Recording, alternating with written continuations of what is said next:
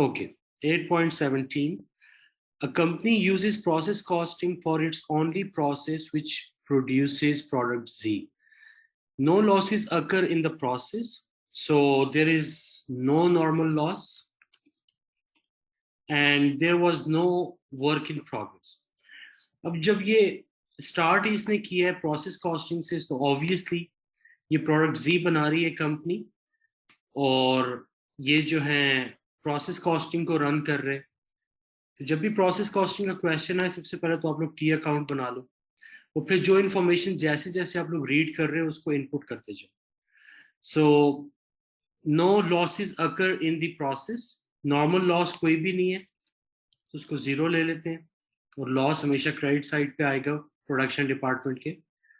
There was no work in progress at the start of the period. There is no opening work in progress, so debit side to be zero आएगा. During the period, 550 kilograms of raw material were input to the process. Input मतलब यहाँ पर receive हो रहा है production department में, तो debit side पे आएगा 550 kilograms. कॉस्ट नहीं दी हुई इन 550 kilograms की. In the same period, 150 kilograms of the finished product were output from the process. 550 में से output हमारे पास कितना आ गया, जो ready है, ready to transfer to the next department, 150. And the work in progress remaining was 75% complete with respect to materials.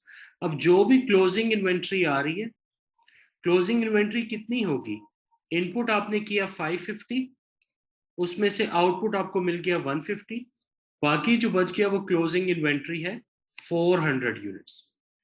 अब ये closing inventory है, मतलब ये इनकम्प्लीट है. मटेरियल में ये कह रहे हैं कि ये जो है मटेरियल में 75% कंप्लीट है, एंड कन्वर्जन कॉस्ट में, कन्वर्जन कॉस्ट कौन सी होती है, direct labour plus manufacturing overhead.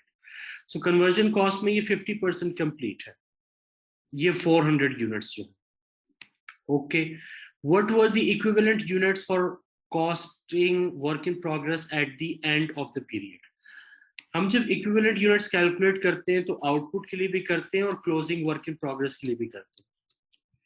इस क्वेश्चन में कह रहा है कि आपने क्लोजिंग वर्क इन प्रोग्रेस के लिए इक्विवेलेंट यूनिट्स कैलकुलेट करने. ये परसेंटेज ऑफ कंप्लीशन है फॉर मटेरियल एंड कन्वर्जन, ये फिजिकल यूनिट्स हैं, सिर्फ मल्टीप्लाई आप लोगों ने करना है. So give it a try और बताएं कौन सा ऑप्शन ठीक है. Sir C. C, 300 kilograms of material and 200 kilograms of conversion cost. बिल्कुल ठीक है. अक्सा आपका भी आंसर आ गया? नहीं सर, मुझे समझ नहीं आया. मैं करवा दूं? जी. ओके, हमने जिस तरह कल इक्विवेलेंट यूनिट्स कैलकुलेट किए थे उसी तरह हमने इक्विवेलेंट यूनिट्स कैलकुलेट करने.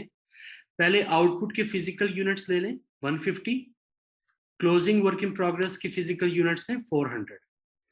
अब मटेरियल के लिए इक्विवेलेंट यूनिट्स कैसे, आउटपुट तो हमेशा 100% कंप्लीट होता है, ठीक है, लेकिन इस क्वेश्चन में उन्होंने सिर्फ पूछा हुआ है क्लोजिंग वर्क इन प्रोग्रेस के लिए इक्विवेलेंट यूनिट्स, तो हमें आउटपुट के लिए कैलकुलेट करने की जरूरत नहीं है.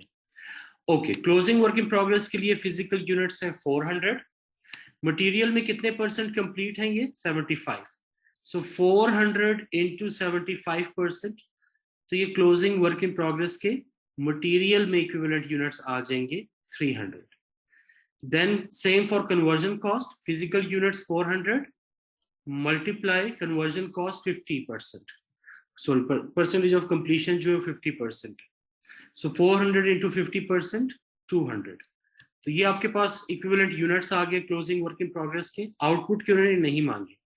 सो ये है C, 300 kilograms for material and 200 kilograms for conversion cost. Clear with this thing, Aksa? Yes. Muntaha, आप clear हो? Yes sir. Okay. हमेशा ये करना है जब प्रोसेस कॉस्टिंग का क्वेश्चन आए तो उसी मेथड से करना है जिससे मैंने आपको कल क्वेश्चंस कराए, तो कभी भी कंफ्यूजन नहीं होगी. ओके, 8.18 देखते हैं. Raw material costing $12,800 were input to a process during a period. Process आ गया तो obviously process costing है. इनपुट हमने किया प्रोडक्शन डिपार्टमेंट में, और इनपुट हमने कितना किया 12,800, और ये मटेरियल है इनपुट, ये डेबिट साइड पे आ जाएगा। Then conversion cost totalled 18,430, conversion cost total input हुई है इस प्रोडक्शन डिपार्टमेंट में, ये भी डेबिट साइड पे आएंगी 18,430। There were no work in progress at the beginning of the period, कोई भी ओपनिंग वर्क इन प्रोग्रेस नहीं है, 0। And no process losses during the period, कोई नॉर्मल लॉस भी नहीं है, वो भी 0 है, क्रेडिट साइड पे आ जाएगा। And after that 3,600 units of the product were completed. अब यहाँ पर जो आउटपुट हमें मिला है, जो कंप्लीट हुए हैं यूनिट्स, वो हैं 3,600 units, and in the period with 400 units remaining in the process at the end of the period. Closing work in progress inventory at the end of the period 400 units बाकी हैं। अब ये जितने भी यूनिट्स इनपुट किए थे ये नहीं बताए हुए, लेकिन आउटपुट में आ गए 3600 यूनिट्स, क्लोजिंग इन्वेंट्री आ गई 400, सो टोटल यूनिट्स हमारे पास आ गए 4000। अब पूछा क्या हुआ, क्या अच्छा, फिर परसेंटेज ऑफ कंप्लीशन भी दी है। अब ये closing work in progress inventory जो है ये 400 यूनिट्स है, एंड क्लियरली अगर ये पीरियड के एंड पे वर्क इन प्रोग्रेस के अंदर मौजूद है, so these are incomplete units. जब इनकम्प्लीट, अच्छा परसेंटेज ऑफ कंप्लीशन इनकी क्या है क्लोजिंग वर्क इन प्रोग्रेस की, मटेरियल में ये है कंप्लीट फॉर मटेरियल्स, मटेरियल में 100% कंप्लीट है, और कन्वर्जन कॉस्ट में 70% कंप्लीट है। तो ये परसेंटेज ऑफ कंप्लीशन भी दी हुई है। फाइंड हमने क्या करना है, what was the production cost per unit, हमने cost per equivalent unit calculate करनी है, और वो जो उसको टोटल करना है।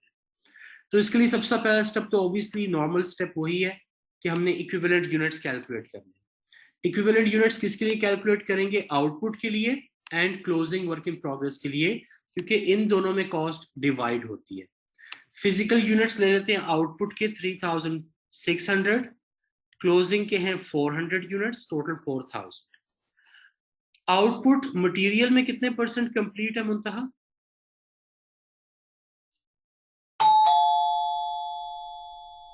सर 100%। 100%।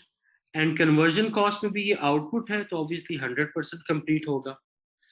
क्लोजिंग इन्वेंट्री जो 400 यूनिट्स हैं, मटेरियल में कितने परसेंट कंप्लीट है अक्सर, 100%। 100%।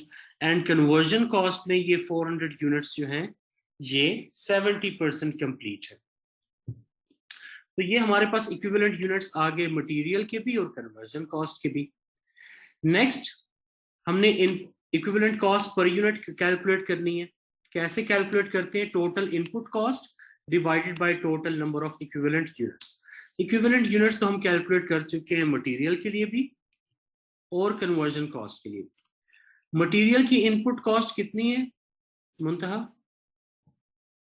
12,800। 12,800, एंड कन्वर्जन कॉस्ट के लिए है 18,430।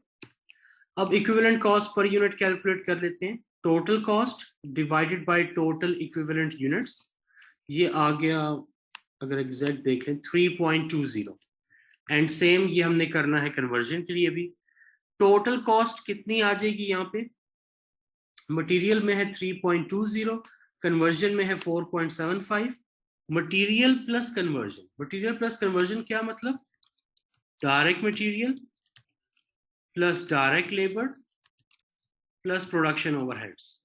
कन्वर्जन कॉस्ट क्या होती है, direct labour plus production overhead, इन तीनों को ऐड करेंगे we will get the product cost. So material में कॉस्ट पर यूनिट है 3.20, कन्वर्जन में है इक्विवेलेंट कॉस्ट पर यूनिट 4.75, दोनों को ऐड कर लें, ये आ जाएगा तकरीबन 7.95। तो ये आपकी प्रोडक्ट कॉस्ट पर यूनिट आ जाएगी पर इक्विवेलेंट यूनिट। ठीक है, कौन सा ऑप्शन ठीक है, B. B. Clear with this thing, जी सर। अक्सर जी सर।